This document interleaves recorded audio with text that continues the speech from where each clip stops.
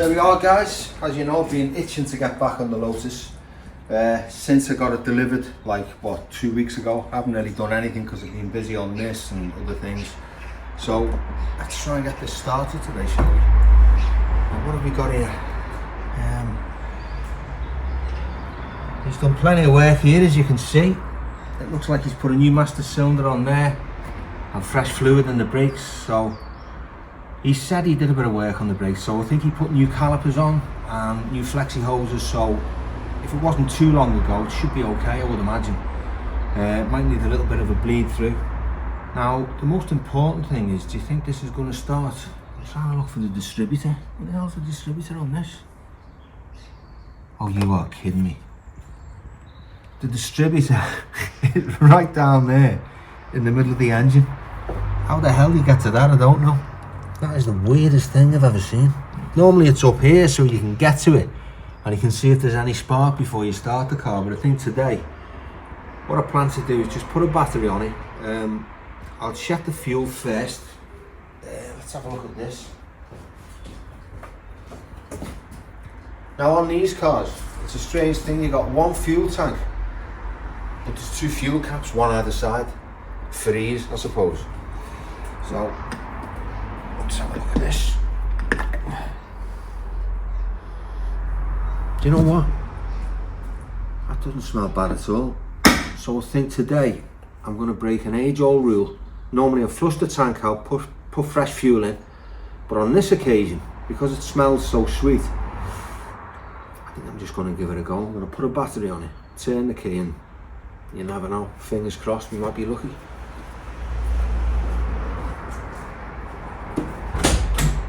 Let's pop it back on the road. Where this battery is, eh? Come around here.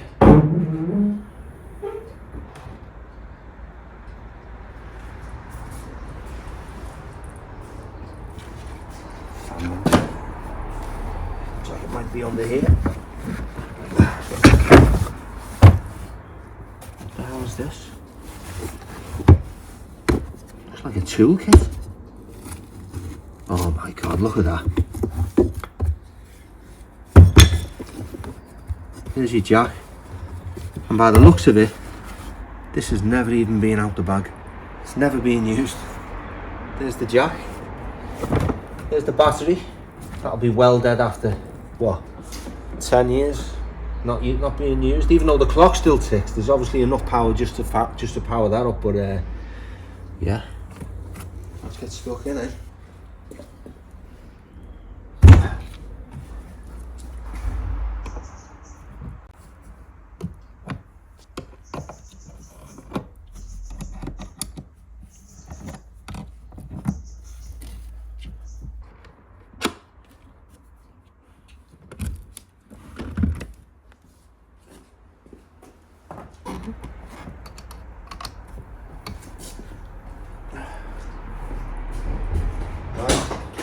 The moment of truth.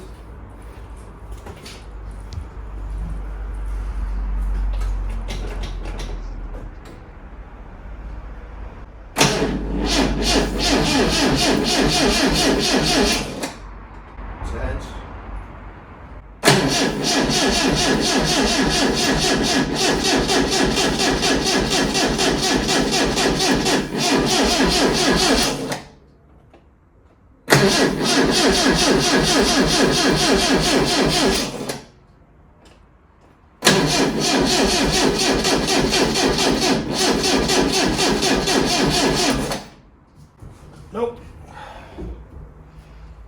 So you need some further investigation.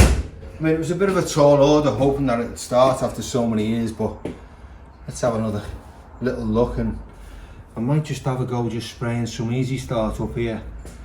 Let's see how we get on.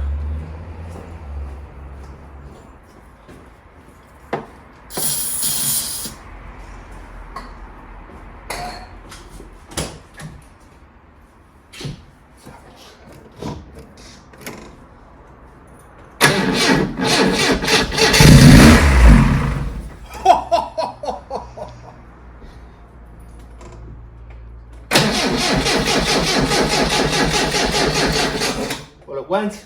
You saw it with your own eyes, guys. A bit more, not too much.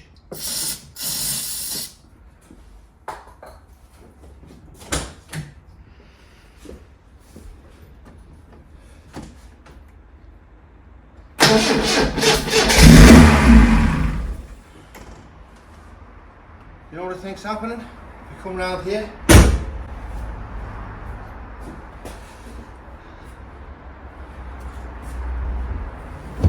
so we've got a runner. We're under here. You've got a fuel pump. It's like it's similar to the old Rolls-Royce fuel pump and the Jaguars. In fact, it's exactly the same. And I didn't listen for the customary little click as you turn the ignition key. So that's probably just seized up. It can be freed up. I'll take it off, get it on the bench, free it up, and this car will run. As you've heard there, with a little bit of easy start, it was a goer. But it was just running off the fumes of that. Once it starts pumping fuel through, it'll run beautifully. And it sounded nice for that 1 second.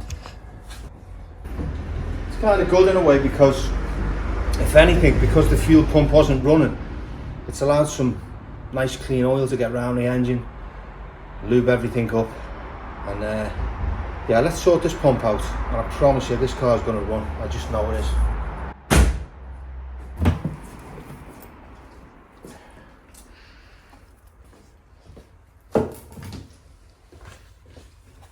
And there's your handle for the jack. Never been out, never been used. Isn't that just lovely? Look at this. I know it's fiberglass, but there's literally no splits, or all the gel's perfect. This will clean up an absolute treat. Get off it with your ring, Gary. So right, while I'm here, I might as well check whether the lights and the indicators and the heater motor works.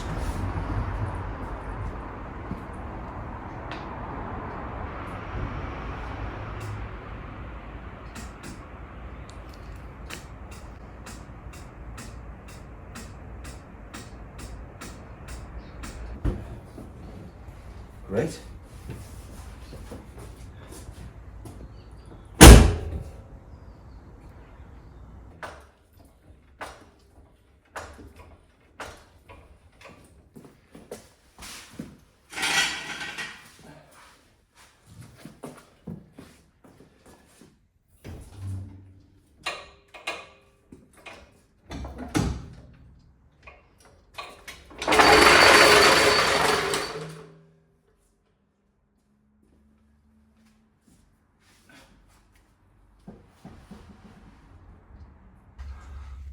Doesn't look too bad.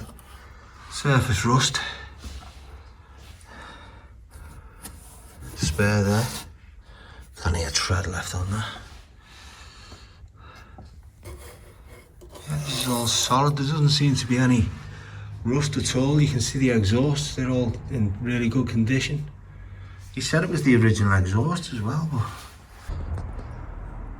exhaust looks new there. Looks brand new. Floors look good.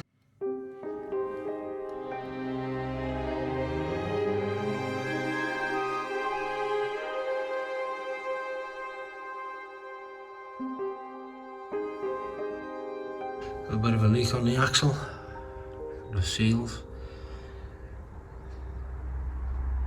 Yeah, it looks rather clean to me.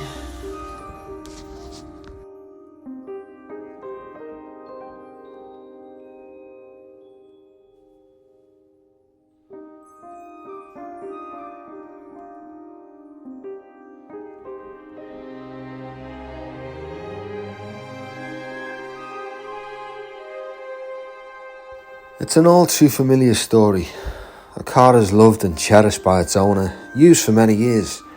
Then one day it's just taken off the road for a few repairs, and before they know it, the decades have passed by.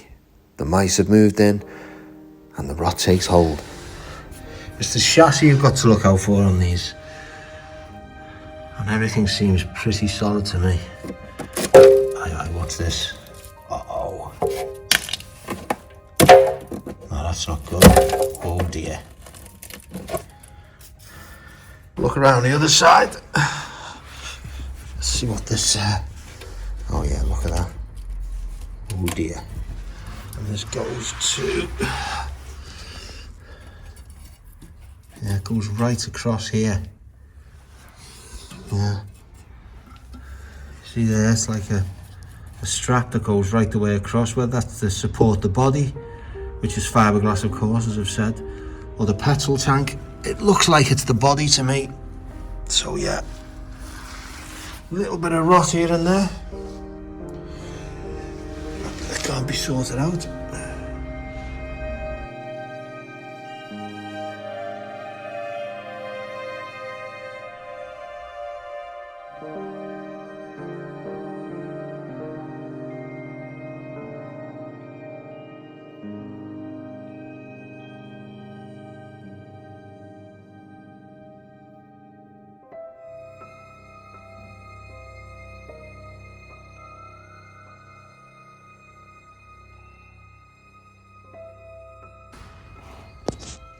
There you go.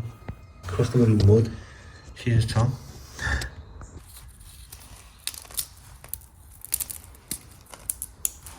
Well, that's not good, is it? It looks like a strap that goes from left to right underneath the body. I know these are fiberglass and there's not really much weight in them, but the chassis is actually the solidity of the car. That's your strength, so this is going to have to be addressed. It looks like that's the only bit up to now. I'm going to have to get it right up in here and have a proper prod about and proper look. But yeah, it's like a strap that goes from left to right and it bolts in the side, and I think it just supports the body at the rear. Anyway, needs a further investigation, doesn't it?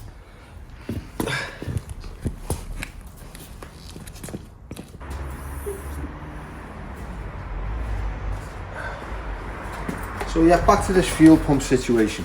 Now, I've had a look at the fuel pump. It isn't the same as a Rolls-Royce or a Jaguar. It looks like it's actually out of, you know, what they used to put in Morris Minors and a lot of British cars at the time. You know, your usual quality British craftsmanship. You know, if these cars sit up for any length of time, they're always dead when you try to start them up. But just been to see my mate Billy, and he said, have a look at this. He opened his drawer. He's got half a dozen of these. Now, if you look at like the thread on the internet, there's people who've had these in the cars for the last 15, 20 years and they never pack in, regardless of how many times you use them. I mean, look at it. Looks like a quality part, quality made, very simple, in and out. And you know what? Rather than keep this one original, because let's face it, they're very unreliable, these pumps, I'm just going to give this one a go. If it does the job and it's reliable, that's all you can ask for them for a £5. I mean, just read the thread on the internet. It's absolutely fantastic. So anyway, I'm going to give this a try. See if we can get this car started, eh?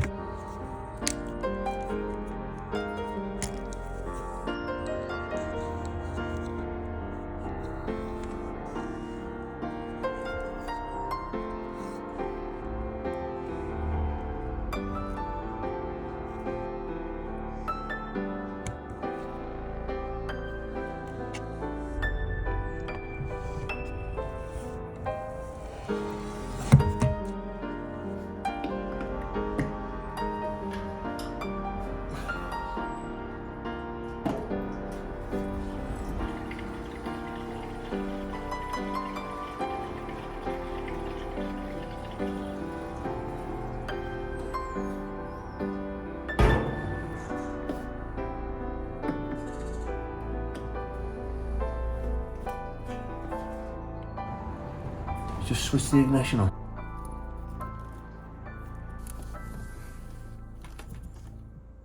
Yeah, it's working.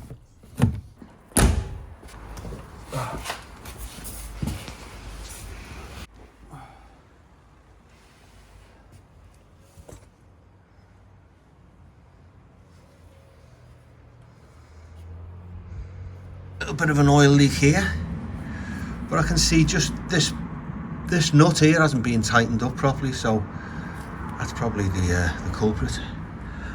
You look over to the brakes, he's got lovely brand new calipers there.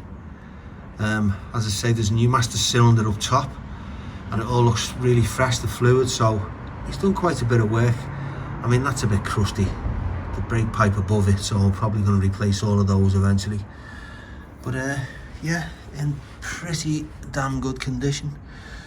They're quite flimsy, these chassis, I think.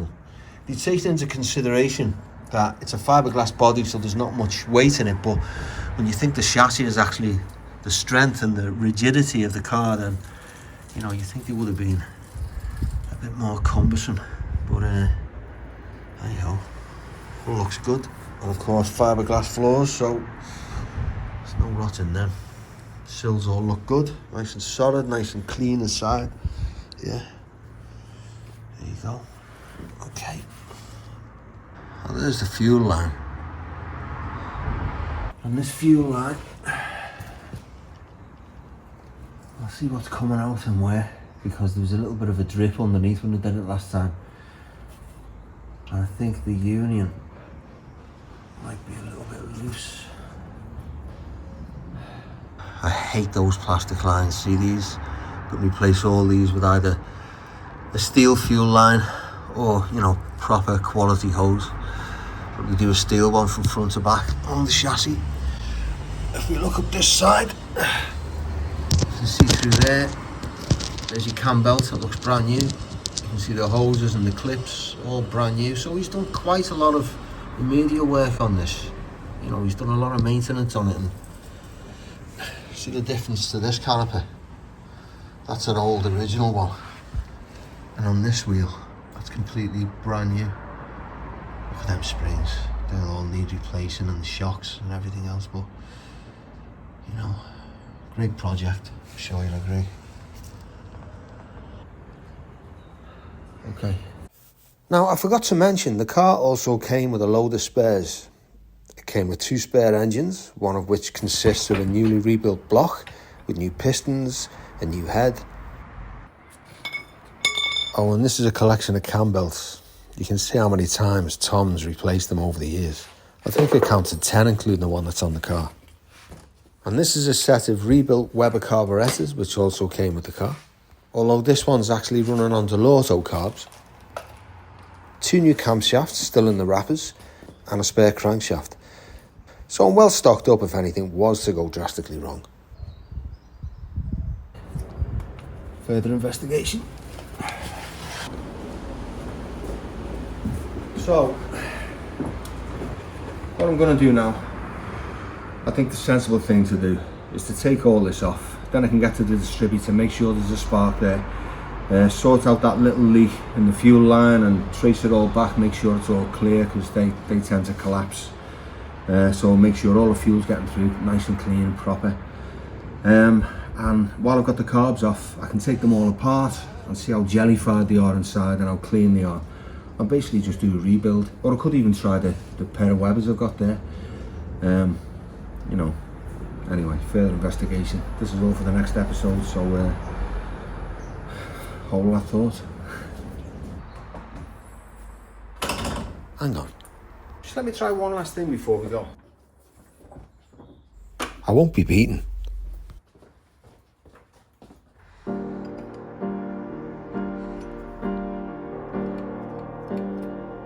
Just let me take a little peek at this.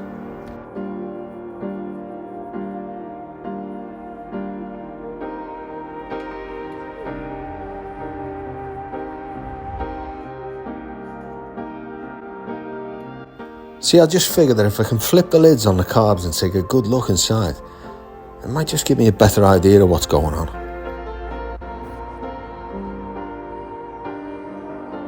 Now see the way this chamber on the right's empty and the one on the left's half full of fuel? Well, that's not right. There's a bit of crap in there as well, so let's get it cleaned out. Little blaster carb cleaner, top up with fresh fuel, and let's see where that gets us.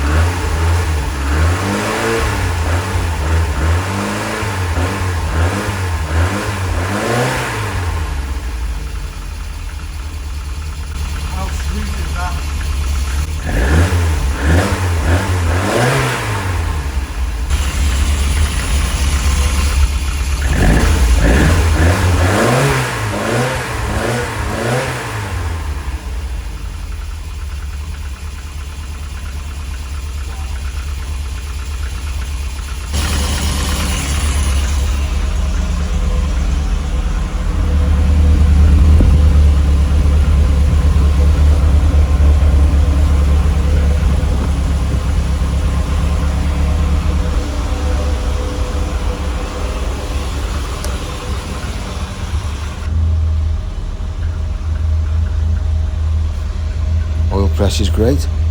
It's charging the battery.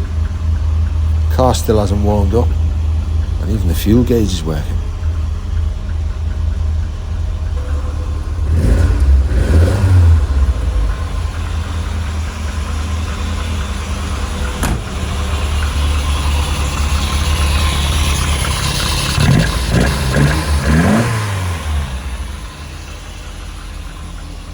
The lights have come down, which means the vacuum's all working fine.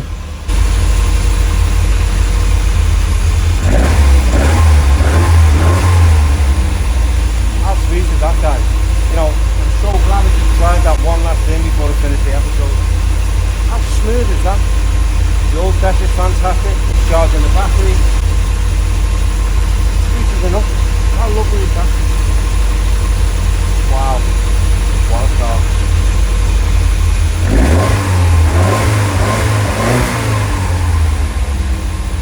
So a decade later, she bursts back into life. Thank you for watching this episode of Classic Obsession. If you enjoyed it, please like and subscribe, and join me next time when I return to Tom's and finally break his heart when I agree to purchase his beloved 928 GT.